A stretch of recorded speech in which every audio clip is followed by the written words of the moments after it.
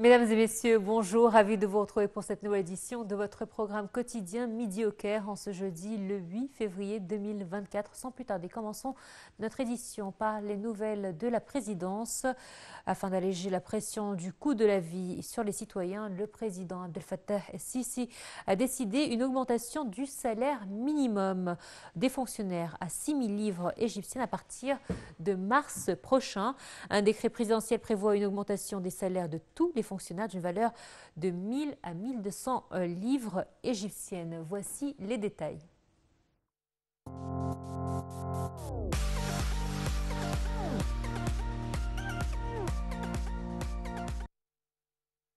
Le président Abdel Fattah el-Sisi a publié hier un décret visant à augmenter le salaire minimum de tous les employés du gouvernement à 6 000 livres égyptiennes à partir de mars, afin d'alléger la pression du coût de la vie sur les citoyens. Le décret présidentiel prévoit une augmentation de 1000 livres égyptiennes à 1200 livres égyptiennes des salaires de tous les fonctionnaires. La décision présidentielle est intervenue à l'issue d'une réunion avec le Premier ministre et le ministre des Finances. Il s'agit d'un paquet social qui comprend également une augmentation de 15% des pensions retraite pour près de 13 millions de citoyens, avec un coût total de 74 milliards de livres, ainsi qu'une augmentation de 15% des pensions sociales de Takaful et Karama, Solidarité et Dignité, avec un coût de 5,5 milliards de livres. Ainsi, 41 milliards de livres égyptiennes seront alloués aux pensions de solidarité et dignité au cours de l'exercice 2024-2025. Le paquet social prévoit également de rehausser de 33% le seuil d'exonération fiscale de l'impôt sur le revenu pour inclure les salariés des secteurs publics et privés dont le revenu annuel se situe entre 45 000 et 60 000 livres, une mesure qui coûte au Trésor public 5 milliards de livres par an. Les décisions du chef de l'État comprennent également l'allocation de 15 milliards de livres pour l'augmentation des salaires des médecins, infirmiers, enseignants et professeurs universitaires. 8,1 milliards de livres égyptiennes seront consacrés à une nouvelle augmentation des salaires des enseignants du cycle pré-universitaire d'une valeur variant entre 325 et 475 livres par mois.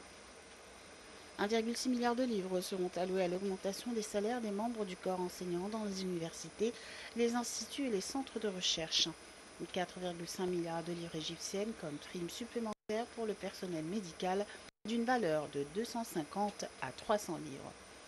En plus, une somme de 6 milliards de livres sera allouée à la nomination de 120 000 nouveaux membres des professions médicales, des enseignants et des employés des autres organismes administratifs.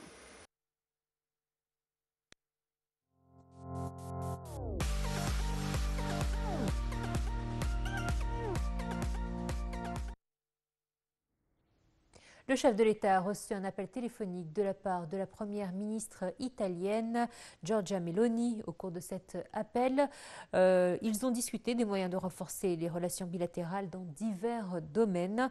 L'appel a également porté sur l'évolution de la situation régionale et l'escalade dans la région, dont la région est témoin.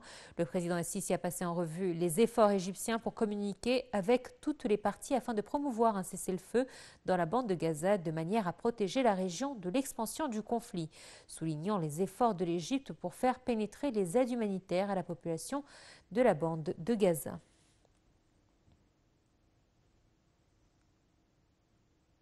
L'épouse du président de la République, Intisar el-Sisi, a félicité le peuple égyptien à l'occasion de la célébration de l'Isra ou al-Ma'raj. À cette occasion, elle a écrit, je cite, « J'adresse mes félicitations au peuple égyptien et à la nation islamique à l'occasion de la célébration de Isra ou al-Ma'raj, le voyage nocturne du prophète, ce grand miracle divin qu'Allah a accordé à notre noble prophète, priant Allah le Tout-Puissant à nous rendre cette nuit bénie avec la bonté, le droit et les bénédictions. Bonne année. » Fin de citation. Et dans la rubrique économique, nous pouvons lire que la Banque centrale d'Égypte a annoncé une hausse des réserves monétaires en devises étrangères d'environ 30 millions de dollars en janvier 2024. Cette augmentation a fait porter ses réserves à 35,249 milliards de dollars par rapport à 35,219 milliards de dollars en décembre 2023. Le ministre, donc voilà, c'est concernant cette augmentation dont nous venons de parler.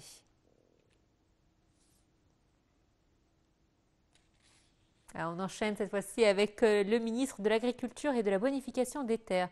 Saïd El-Qassir a salué la coopération avec l'entreprise responsable du système de transformation numérique au sein du ministère. Il s'est félicité également de ce qui a été réalisé sur le terrain en cette matière dans le secteur agricole.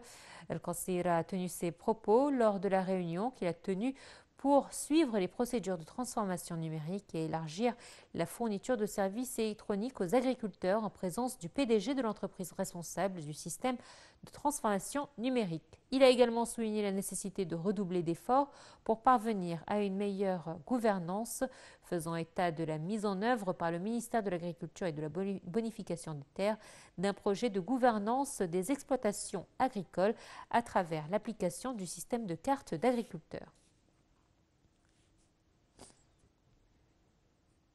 Allez, on va parler éducation et transition numérique. Le recteur de l'Université du Caire a souligné l'importance de la transition numérique dans les domaines de l'enseignement et de la recherche scientifique. Il a jugé nécessaire la coopération pour s'informer des défis que rencontre la transformation numérique à cet égard et des méthodes de travail qui doivent être adoptées pour relever ces défis. Le recteur de l'Université du Caire a tenu ses propos lors de sa participation par un discours enregistré à la conférence internationale sur l'enseignement numérique qui s'est tenue à Shanghai en Chine avec la participation de 130 pays et organes et en présence du ministre chinois de l'enseignement et un grand nombre de ministres et de responsables gouvernementaux d'un grand nombre de pays du monde.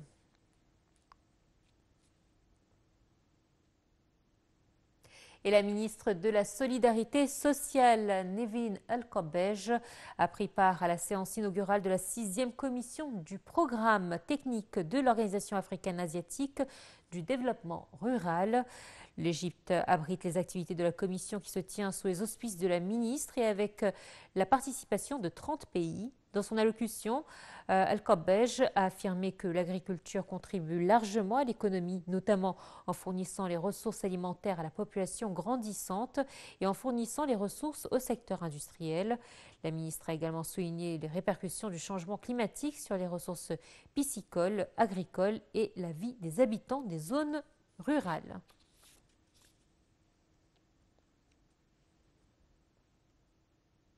Et le ministre des Affaires étrangères, Samah Shoukry, s'est entretenu avec le candidat de l'Égypte au poste de directeur général de l'UNESCO, Khaled El-Anani. Le ministre a fait le point sur la campagne et les perspectives d'ici jusqu'aux élections prévues au dernier trimestre de l'année 2025 au siège de l'UNESCO à Paris. Le chef de la diplomatie tient à faire un suivi périodique des développements de la campagne du candidat égyptien avec la présidence du ministère des Affaires étrangères, du groupe de travail national formé à cet égard, a déclaré le porte-parole du ministère des Affaires étrangères, Ahmed Abouzid.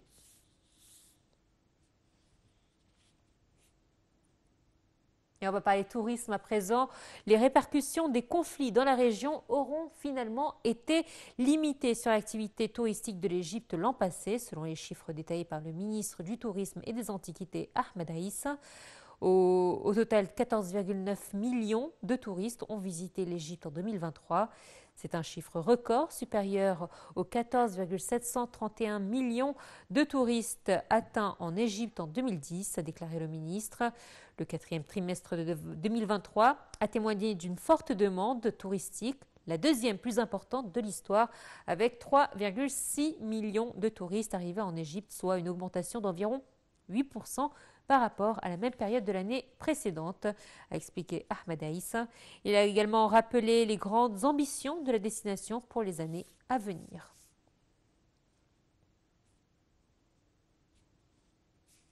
Et l'Égypte va accueillir la 71e édition de l'exposition régionale des aéroports d'Afrique qui se tiendra du 24 février au 1er mars. La conférence rassemblera 400 délégués d'aéroports et d'organisations internationales provenant de 52 pays africains. Le ministre de l'Aviation civile, Mohamed Abbas Helmi, a souligné que l'accueil de cet événement par l'Égypte reflétait la confiance des organisations africaines dans le rôle du pays en matière de coopération régionale et continentale dans le transport aérien.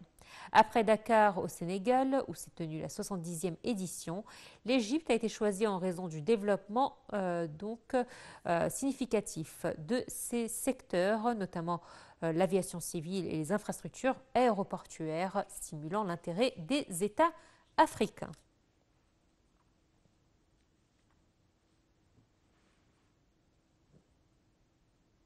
Après le tourisme, on va s'intéresser à la culture, avec précisément cet événement qui ne cesse de faire parler de lui. Il s'agit de la Foire internationale du livre du Caire, qui a conclu sa 55e édition, enregistrant le plus grand nombre de visiteurs de son histoire, avec 5 millions de visiteurs, 1200 éditeurs et plus de 5000 exposants venus de 70 pays. Cette édition a battu tous les records. Voici un commentaire.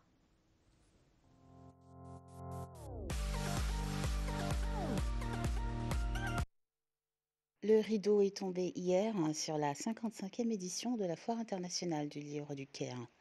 Le nombre de visiteurs de la Foire du livre a frisé les 100 millions de personnes, ce qui marque la plus grande participation de son histoire depuis le lancement de sa première édition en 1969. Le chiffre record des visiteurs reflète l'impact et le rôle pionnier de cette manifestation culturelle sur le plan régional et international, a déclaré la ministre de la Culture, Nivine El-Kleni. La 55e session, inaugurée le 24 janvier sous le slogan « Nous créons des connaissances, nous préservons la parole », a vu la participation de 1200 éditeurs égyptiens, arabes et étrangers, avec plus de 5000 exposants venus de 70 pays. La Norvège, invitée d'honneur, a participé avec un large éventail d'œuvres du prix Nobel de littérature en 2023, John Foss, notamment celles traduites vers l'arabe, et avec le livre de Toridet, Le Nil, fleuve de l'histoire. 300 nouveaux livres, en plus d'anciennes publications, ont été exposés par l'organisme général égyptien du livre. Ce dernier a consacré un pavillon aux livres de moins de 20 livres. Autre nouveauté cette année, la foire a célébré la 200e édition de la série Vision, en collaboration avec le ministère des Waqf, intitulée « Une nouvelle vision du discours religieux en Égypte ». L'écrivain égyptien Yaqub Charouni et l'archéologue égyptien Selim Hassan ont été désignés personnalités de la 55e édition.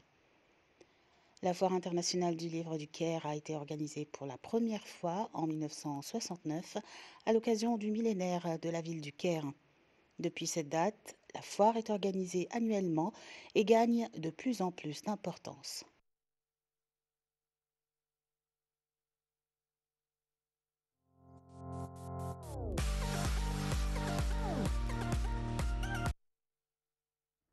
Et je vous emmène à Alexandrie cette fois-ci où l'Union pour la Méditerranée a choisi la ville d'Alexandrie comme première capitale de la culture et du dialogue en région méditerranéenne en 2025 aux côtés de la ville albanaise Tirana. L'initiative des capitales de la Méditerranée vise à mettre au grand jour la diversité de la région et à renforcer l'entente réciproque par le biais d'un programme d'une durée d'1 an prévoyant des activités culturelles et éducatives dans chaque ville. Alexandrie accueillera ainsi des activités qui mettront en relief son identité unique tout en intégrant le patrimoine culturel diversifié des autres cités euro-méditerranéennes. Le programme inclura des concerts, des spectacles, la projection de films, des événements sportifs, des visites guidées, des conférences sur la jeunesse, la numérisation de la culture et l'image d'Alexandrie dans la littérature arabe.